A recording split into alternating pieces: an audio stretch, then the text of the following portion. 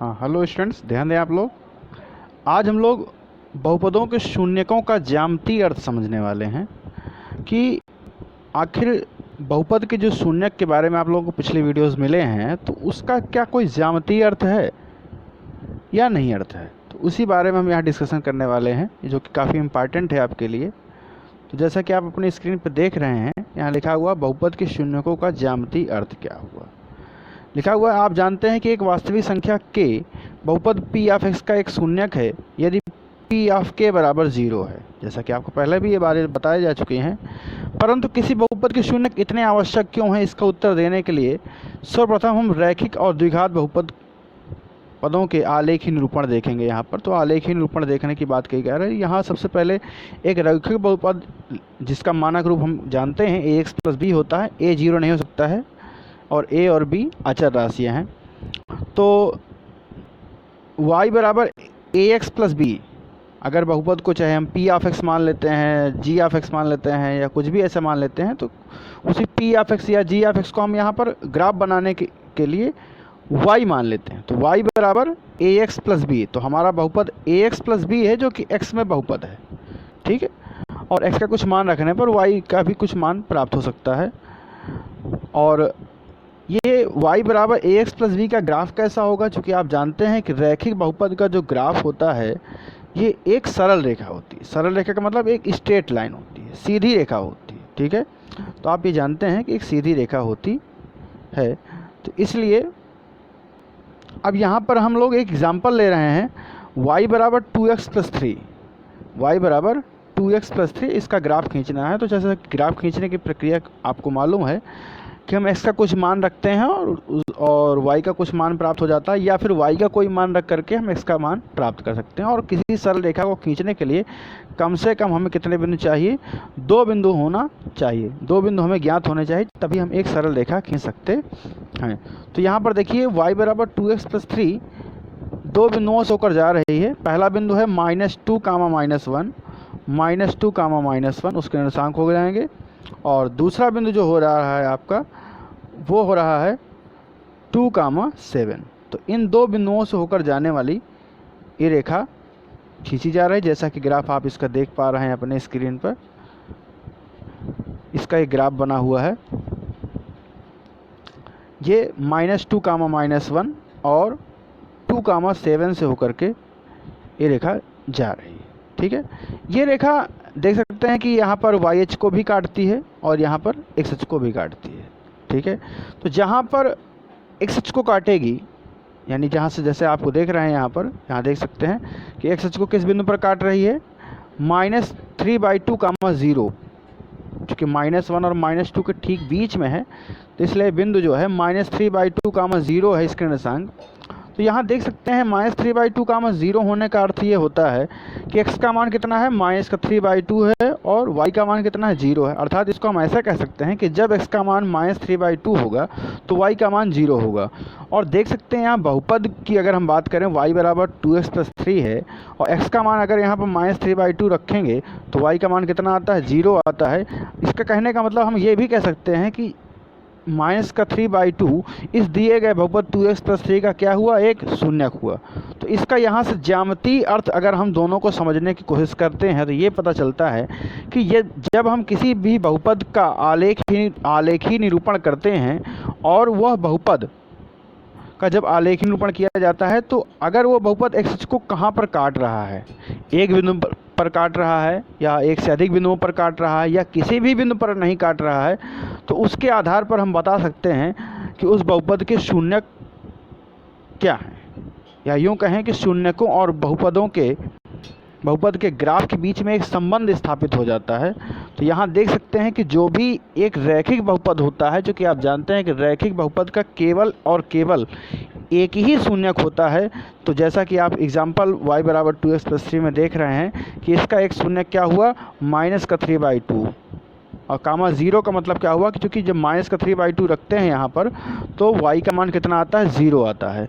तो इसलिए हमें पता चल गया कि जब यहाँ पर यह रेखा यानी कि सरल रेखा x को बिंदु -3/2 कामा 0 पर काटती है, तो यह बताता है कि जहाँ पर भी किसी भी बहुपद का ग्राफ x को काटेगा वह बिंदु उस बहुपद का एक शून्यक को प्रदर्शित करेगा। उसका एक्स अक्ष का मान जो होगा यानी एक्स मान होगा, एक्स निर्देशांक का जो मान होगा यानी भुज जो होगा वो क्या बताएगा, शून्यक बताएगा। और कोटि अंक उसका 0 हो जाएगा। 0 ही ये बताता है कि ये क्या है, शून्यक है। ठीक है, तो आप देख सकते हैं अपनी स्क्रीन पर। अतः हमें पता चल गया कि जो एक घातीय बहुपद होता है उसमें शून्यकों के बारे में क्या स्थिति है। अब आइए चल के देखते हैं हम लोग अगले में कि क्या दो घात का बहुपद जो आपके सामने यहाँ स्क्रीन पर दिखाई दे रहा है, तो अगर दो घात का बहुपद हो तब उसकी इसकी स्थिति में क्या है। दो घात का बहुपद जो आपका होता है उसका आप मानक रूप जानते हैं, ax² + bx + c होता है। और उसमें a 0 नहीं हो सकता, a और b c अचर राशियाँ होती हैं। तो यहाँ देख सकते हैं y बराबर है कितना, ax² + bx + c। इसका ग्राफ हम खींचते हैं और यहाँ पर 3 प्रकार की स्थितियाँ उत्पन्न हो सकती हैं। तो जैसा कि स्थिति फर्स्ट आप देख सकते हैं, यहाँ पर क्या कहा गया है, ग्राफ एक्स अक्ष को दो भिन्न भिन्न बिंदुओं पर काटता है, a और a'। जैसा कि ये पहला ग्राफ देख सकते हैं, यहाँ पर ये एक इस तरीके से बन रहा है जिसको हम परवलय के नाम से जानते हैं। हालांकि आपके सिलेबस में नहीं है ये, लेकिन फिर भी परवलय समझ लीजिए कि परवलय कहलाता है ग्राफ इसका। जब हम दो घात का बहुपद हो उसका कोई ग्राफ ही निरूपण करते हैं, आलेख ही निरूपण करते हैं, तो जो ग्राफ तैयार होता है वो एक परवलय बन जाता है। तो यहाँ पर यह परवलय है। जो परवलय जो है एक्स अक्ष को कहाँ पर काटता है, दो बिंदुओं पर काट रहा है, a और a' पर। हो सकता है ये वाली स्थिति आ जाए या फिर इसके बगल में दी गई स्थिति ये भी आ सकती है। यानी ग्राफ जो है ऊपर की ऐसे भी बन सकता है और या फिर ऐसे भी बन सकता है। तो दोनों स्थितियों में हम देख सकते हैं कि ग्राफ जो है एक्स अक्ष को दो भिन्न भिन्न बिंदुओं पर काट रहा है, यानी a और a' पर काट रहा है। तो यहाँ से पता चल जाता है कि a और a' बिंदु जो हैं वो क्या बता रहे हैं, इस द्विघात बहुपद का शून्यक बता रहे हैं। तो a और a' बिंदुओं पर जो x निर्देशांक होंगे वो शून्यक बताएंगे और वहाँ पर कोटि अंक क्या होगा, 0 हो जाएगा। तो इससे पता चल जाता है। स्थिति फर्स्ट में हम ये देखते हैं कि बहुपद के दो शून्यक हैं यहाँ पर। अब हम देखते हैं स्थिति सेकंड में, यहाँ पर स्थिति सेकंड भी नीचे दिखाई दी गई है। यहाँ पर जैसा कि आप देख सकते हैं कि यहाँ ग्राफ एक्स अक्ष को केवल एक बिंदु पर अर्थात दो संपाती बिंदुओं पर काटता है।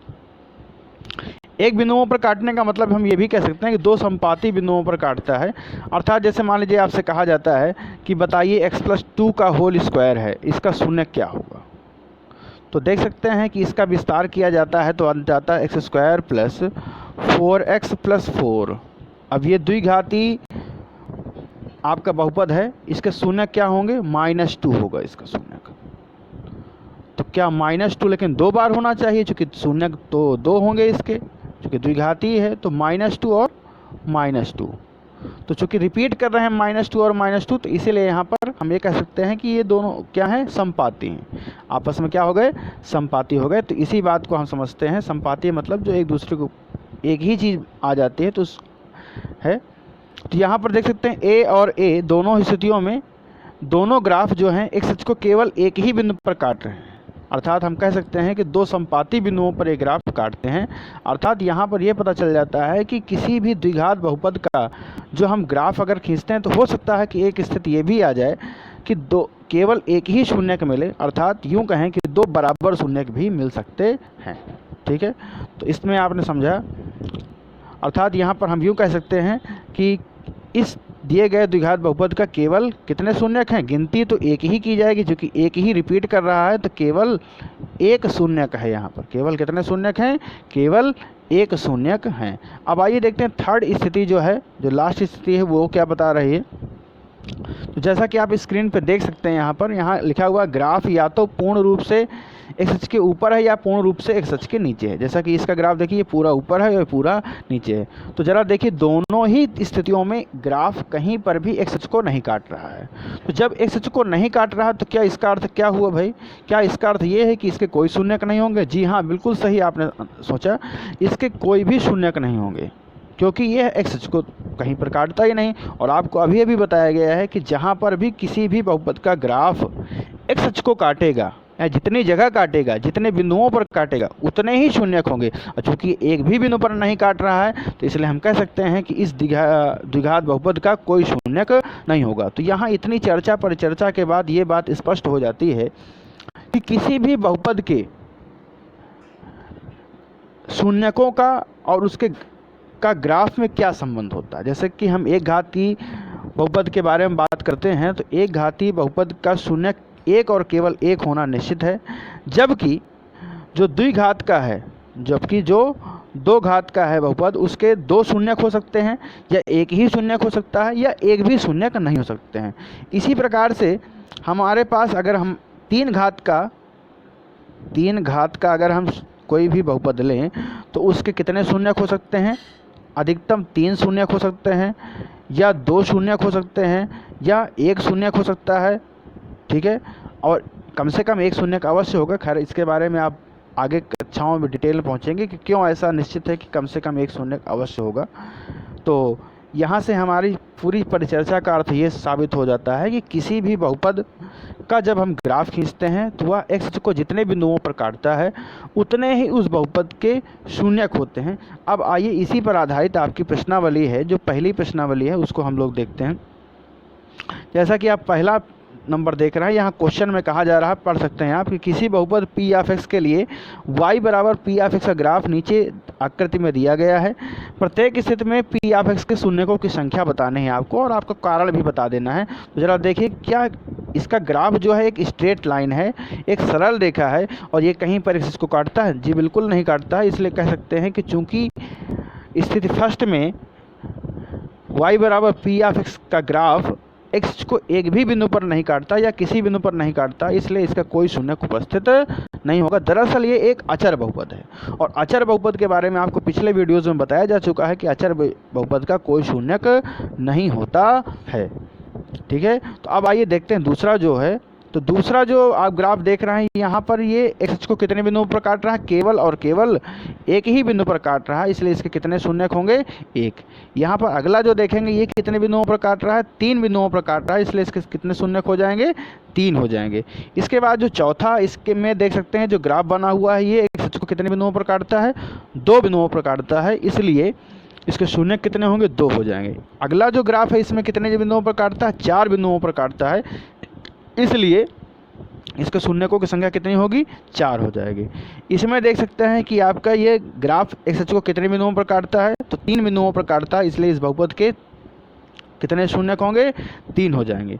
तो यहाँ पर हमने देखा कि किसी भी बहुपद का जब ग्राफ हमें दिया होता है तो उसके शून्यक हम लोग कैसे निकालते हैं। हालांकि आपके सिलेबस में ग्राफ बनाना केवल एक घाती तक ही सीमित है, दो घाती या त्रिघाती या अधिक घातों का हम लोग ग्राफ नहीं बनाते हैं। ठीक है, तो आशा है कि आप लोगों को ये बातें समझ में आई होंगे। ठीक है, ओके।